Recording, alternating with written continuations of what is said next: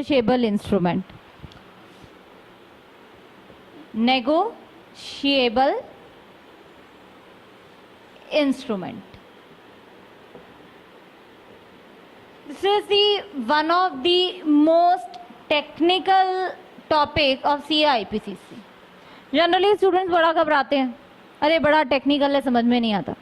But अगर आप इस चैप्टर को अच्छे से करोगे तो इससे इजी चैप्टर कोई नहीं है.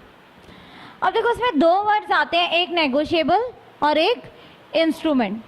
नेगोशिएबल का मतलब है विच इज ट्रांसफरेबल, जो क्या हो सकता है, ट्रांसफर हो सकता है. अब जैसे आपका करेंसी नोट है, 50 का नोट, 100 का नोट, 500 का नोट, क्या कर सकते हो, डिलीवर कर सकते हो ना. अगर आपको 500 रुपये देने हैं तो क्या कुछ प्रोसीजर अडॉप्ट करते हो? नहीं, आप सिंपली उसको क्या कर देते हो, नोट आगे पास ऑन करते हो. यानी कि वो नोट क्या है, नेगोशिएबल है, यानी कि ट्रांसफरेबल है, जिसे आप आगे किसी को दे सकते हो, ट्रांसफर कर सकते हो. दूसरा वर्ड आता है इंस्ट्रूमेंट. अब इंस्ट्रूमेंट, अब जैसे मैंने कहा कि आपने 500 का नोट किसी को दिया, तो वो नोट क्या है, कागज का टुकड़ा.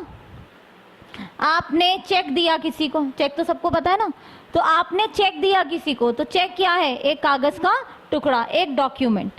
तो जब एक ऐसा ही कागज का टुकड़ा या एक ऐसा ही डॉक्यूमेंट होता है जिसे हम ट्रांसफर कर सकते हैं, तो उसे हम क्या कहते हैं, नेगोशिएबल इंस्ट्रूमेंट. तो एक लेमैन की लैंग्वेज में आप ये कह सकते हो, अ काइंड ऑफ डॉक्यूमेंट और अ पेपर और समथिंग रिटन ऑन पेपर. कोई ऐसा कागज जिस पे कुछ लिखा हुआ है, जिसकी कुछ वैल्यू है, और उसे हम आगे किसी को दे सकते हैं वैल्यू के लिए. वैल्यू के लिए का क्या मतलब है, पैसों का लेन देन. अच्छा, अब नेगोशिएबल इंस्ट्रूमेंट एक्ट डिफाइन करता है कि क्या क्या चीज़ें हम नेगोशिएबल इंस्ट्रूमेंट मानते हैं.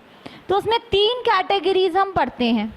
पहला पढ़ते हैं हम बिल्स ऑफ एक्सचेंज,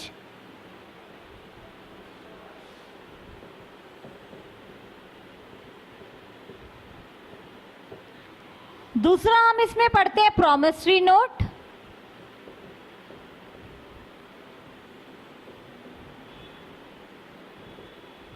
और तीसरा हम इसमें पढ़ते हैं चेक. ये तीनों ही कहीं ना कहीं आपने वर्ड्स पढ़े और सुने होंगे. 12th में किया था ना अकाउंटिंग में, बिल्स ऑफ एक्सचेंज. चेक आप रोज में लेते देते हो, तो चेक भी सबको पता है. इसी ढंग से प्रॉमिसरी नोट भी है. इन तीनों की डेफिनेशंस, इन तीनों के कैरेक्टरिस्टिक्स, इनके एलिमेंट्स और कैसे इनको आगे ट्रांसफर करना है, यही सब कुछ हम पढ़ेंगे नेगोशिएबल इंस्ट्रूमेंट में. अच्छा, अब जैसे मैंने अभी कहा कि नेगोशिएबल का क्या मतलब है, ट्रांसफरेबल, और ये तीनों ही चीज़ें क्या कहलाती हैं, नेगोशिएबल इंस्ट्रूमेंट. तो अब नेगोशिएबल इंस्ट्रूमेंट की भी तो अपनी कैरेक्टरिस्टिक है भाई, इन तीनों की तो है ही, ये भी तो अपने आप में एक टर्म है. तो सबसे पहले हम पढ़ते हैं कि नेगोशिएबिलिटी का क्या मतलब है. ठीक है,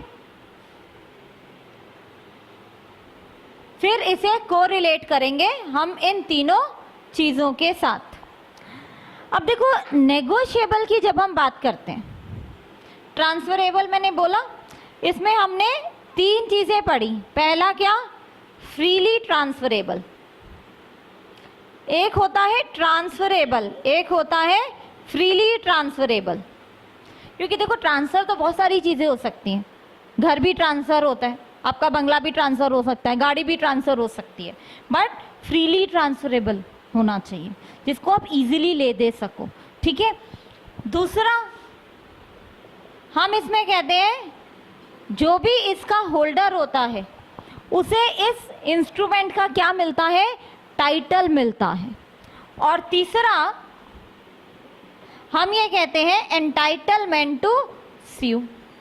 अब आपके पास चेक है आपके नाम से, अगर वो चेक बाउंस हो जाता है तो आप केस फाइल कर सकते हो, नहीं कर सकते? कर सकते हो ना. स्यू का क्या मतलब है, केस फाइल करना. एंटाइटलमेंट का क्या मतलब है, आपका अधिकार. यानी कि अगर आप किसी भी नेगोशिएबल इंस्ट्रूमेंट के होल्डर हो, आपके पास इंस्ट्रूमेंट है आपके नाम पर, तो आप अपने ही नाम से क्या कर सकते हो, उस इंस्ट्रूमेंट से रिलेटेड किसी भी डिस्प्यूट पे केस फाइल कर सकते हो। अब ये तीनों चीजें ट्रांसफरेबिलिटी के एलिमेंट्स हो गए। अब ट्रांसफर कैसे कर सकते हो? अभी ट्रांसफर करने के भी तो तरीके होते हैं ना। तो अब हम देखते हैं कि फ्रीली ट्रांसफरेबल का क्या मतलब है। अब आपने 12th में अकाउंटिंग में पढ़ा होगा एंडोर्समेंट। तो फ्रीली ट्रांसफरेबल का क्या मतलब है? या तो डिलीवरी कर सकते हो, जैसे कि आप अपने नोट्स की करते हो, भाई 500 का नोट पकड़ा दिया, काम खत्म। 1000 का नोट पकड़ा दिया, 100 का नोट पकड़ा दिया, काम खत्म। या फिर आप क्या कर सकते हो? एंडोर्समेंट कर सकते हो। एंडोर्समेंट का क्या मतलब होता है? लिख दिया, भाई प्रॉमिसरी नोट है, प्रॉमिसरी नोट मेरे नाम पर है लेकिन मैं आपको देना चाहती हूँ, तो मैंने क्या कर दिया? अपना साइन करके आपका नाम लिख के आपको दे दिया। वो क्या हो गई? एंडोर्समेंट। जैसे देखो यहां पे मेरा नाम लिखा हुआ है रुचि दत्त, तो मैंने क्या किया? मैं आपको देना चाहती हूं, तो मैंने अपने साइन किए और क्या लिखा? एंडोर्स्ड टू ए। यानी कि इसका क्या मतलब है कि रुचि दत्त ने ये इंस्ट्रूमेंट अब किसके नाम पे कर दिया? ए के नाम पे कर दिया। इसे हम बोलते हैं एंडोर्समेंट। एंडोर्समेंट समझ में आया सबको? और जब भी एंडोर्समेंट करोगे तो उस एंडोर्समेंट के बाद क्या करोगे? डिलीवरी भी तो करोगे। लिख के सिर्फ अपने पास ही रख लिया तो क्या फायदा हुआ? मैंने आपके नाम तो किया लेकिन अपनी ड्रॉर में कागज संभाल के रख लिया, तो क्या फायदा है? मैंने आपका नाम लिखा, एंडोर्समेंट किया और आपका नाम लिखने के बाद आपको दिया भी, तब फायदा है। तो एंडोर्समेंट प्लस डिलीवरी। जब भी एंडोर्समेंट करोगे अगर उसके साथ डिलीवरी नहीं करोगे तो फिर कोई फायदा नहीं।